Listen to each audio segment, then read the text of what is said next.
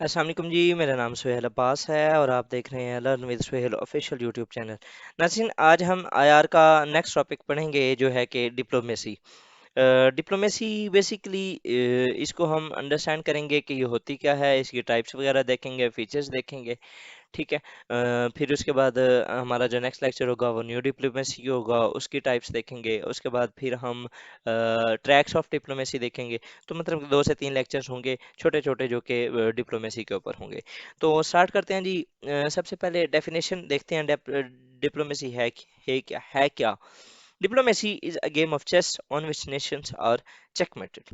Definition अगर इसको देखें तो diplomacy is the promotion of national interest by peaceful means.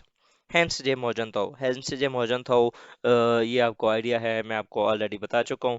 ये इंटरनेशनल रिलेशंस के स्कॉलर्स हैं, बुक राइटर्स हैं, ऑथर हैं। तो इन्होंने ये कहा कि जो डिप्लोमेसी है वो बेसिकली क्या है जी, आपने जो अपने नेशनल इंटरेस्ट हैं उनके प्रमोशन करनी है बाय पीसफुल मीन्स। ठीक है। मतलब कि आपने पीस को प्रिवेल करते हुए आपने अपने नेशनल इंटरेस्ट को पुरसू करना है। Diplomacy is the art of forwarding one's interest in relations to other countries. K M Panikkar, ये इनकी डेफिनेशन है। मतलब कि इन अदर सेंस आपने डिप्लोमेसी के जरिए अपने जो नेशनल इंटरेस्ट हैं उनको पुरसू करना है।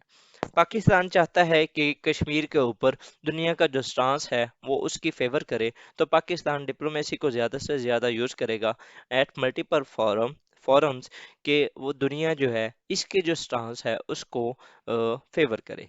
ये है डिप्लोमेसी। एक्सप्लेनेशन अगर इसको करें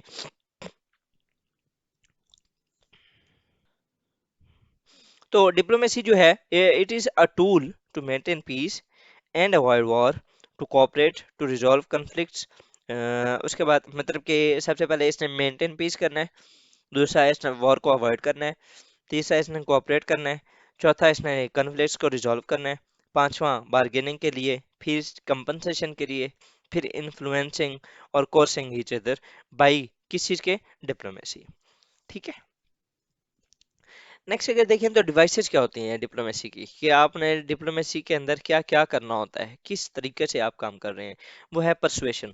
सबसे पहले आपने परसुएट करना होता है अगले बंदे को कि आप ना इस तरह करें कि आप लेट्स सपोज के अब यूएस है, वो ये चाहता, वो दुनिया को ये परसुएट करने की कोशिश कर रहा है कि आप 5G जो टेक्नोलॉजी है वो चाइना से ना लें, वो मुझसे लें।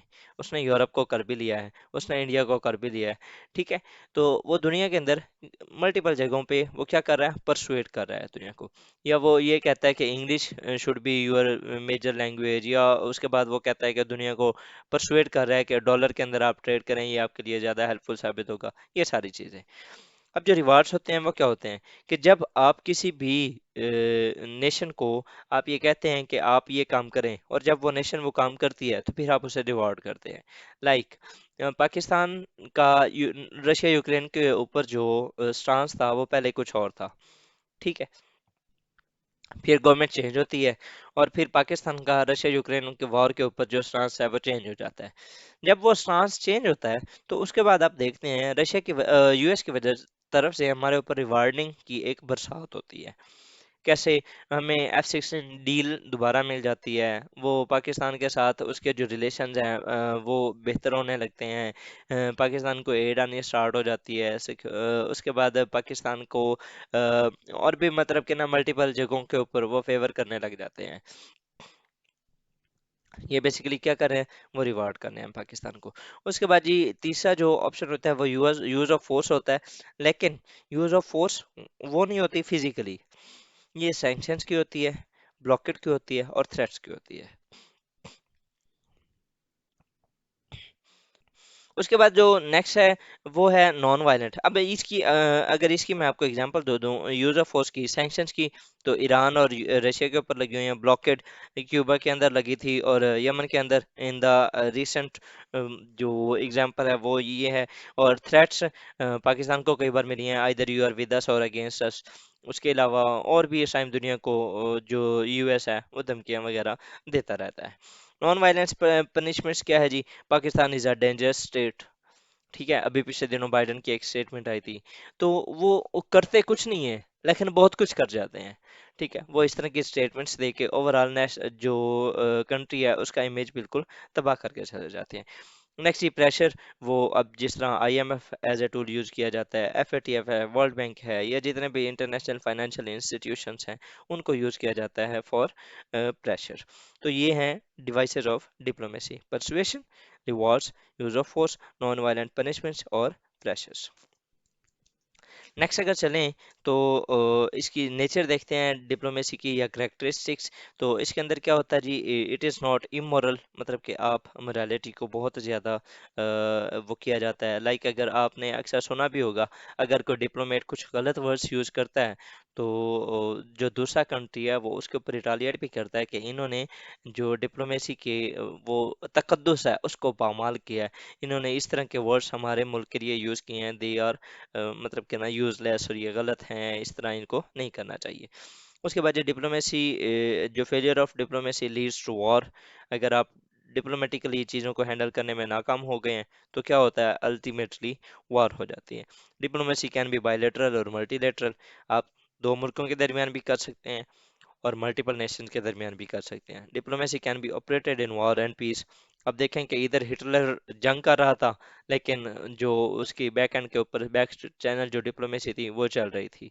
ठीक है, इसी तरह जो वॉर एंड पीस, अभी अब ये रशिया यूक्रेन के दरमियान वॉर चल रही है, लेकिन उनके जो नुमाइंदे हैं वो एक दूसरे के साथ मिल भी रहे हैं, वो डिस्कस भी कर रहे हैं कि किस तरह हम पीस को कर सकते हैं further dominate.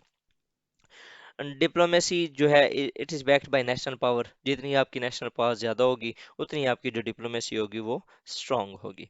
Diplomacy can handles all sort of matters, मतलब कि आप किसी भी मैटर के ऊपर आप डिप्लोमेसी को यूज़ कर सकते हैं। Diplomacy acts through the settled procedures, मतलब कि एक प्रॉपर सेट ऑफ रूल्स होते हैं, एसओपीज होते हैं, जिनके ऊपर आप वर्क करते हुए आप डिप्लोमेसी को यूज़ करते हैं।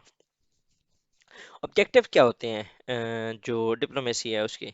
सबसे पहले तो पॉलिटिकली अगर देखा जाए तो पुरसू नेशनल इंटरेस्ट, ये ऑलरेडी मैं आपको बता चुका हूँ। Influence the decision of other Nations in peaceful means, ठीक है, जिस तरह यूएस करता है या रशिया करता है, चाइना करता है, सऊदी अरेबिया पाकिस्तान के साथ करता है, ये क्या करते हैं, डिसीजंस को चेंज करते हैं लेकिन पीसफुल तरीके से।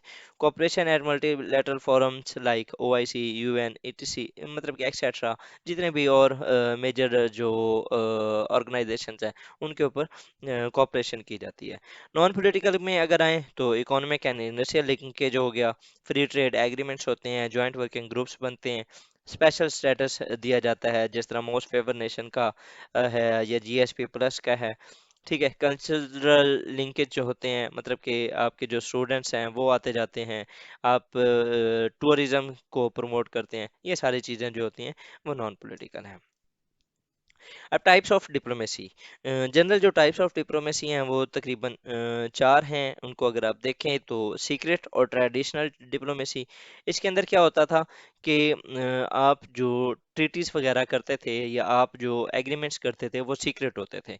ठीक है, ट्रिपल अलायंस एक अलायंस था तीन मेजर पावर्स का, और उसको ना सीक्रेट रखा गया था। ये आपकी असाइनमेंट है, आपने इसको एक बार गूगल करना है, ट्रिपल अलायंस को आपने एक बार गूगल करना है। ट्रिपल अलायंस, ये एक अलायंस था तीन मेजर पावर्स का, इसको आपने गूगल करना है ताकि आपको इस चीज़ का अंडरस्टैंड हो जाए। ये आपकी असाइनमेंट है। नेक्स्ट अगर देखें तो role of diplomats was increase in IR, जब सीक्रेट डिप्लोमेसी होती थी। फिर न्यू डिप्लोमेसी आई, उसमें क्या हुआ जी, it is global in nature, multilateral and democratic. इसके अंदर role of diplomats has also enhanced in this era also. ठीक है, अब आप देख लें जो इस टाइम करंट डिप्लोमेसी चल रही है वो ये न्यू डिप्लोमेसी ही है। इसके अंदर वॉल्फ फेरियर डिप्लोमेसी ऑफ चाइना, जो अभी कोविड के दौरान उन्होंने जो चाइनीज डिप्लोमेट्स थे उन्होंने बहुत एक एग्रेसिव अपने आप को शो किया और दुनिया को बताया कि नहीं, my country is not doing some sort of things which you are considering के इट इज इलॉजिकल या इलीगल। उसके बाद ये क्वाड्रपल अलायंस 1815 से ऑनवर्ड हुआ था। जो मल्टीलेटरलिज्म होता है उसमें क्या होता है, ये कॉन्फ्रेंस ऑफ बर्लिन वाज, ये मतलब कि मल्टीलेटरल्स जो मेजर फॉर्म्स होते हैं लाइक यूएन जनरल असेंबली हो गया, ओआईसी हो गया, या इस तरह की जो मेजर ऑर्गेनाइजेशंस होती हैं वहाँ पर ये मल्टीलेटरलिज्म होती है। और समिट डिप्लोमेसी जिस तरह G7 हो गई, G20 हो गई, Bretton Wood conference, peace Paris conference या कांग्रेस ऑफ वियना, ये सारी जो समिट्स होती हैं उनकी जो डिप्लोमेसी होती है वो एक होती है समिट डिप्लोमेसी। तो जो अपने फंक्शंस ऑफ डिप्लोमेट्स हैं ये हम इंशाल्लाह ताला अपनी अगली वीडियो के साथ करेंगे। विद दिस वर्ड जी I would like to thank you for watching my video. अल्लाह हाफिज।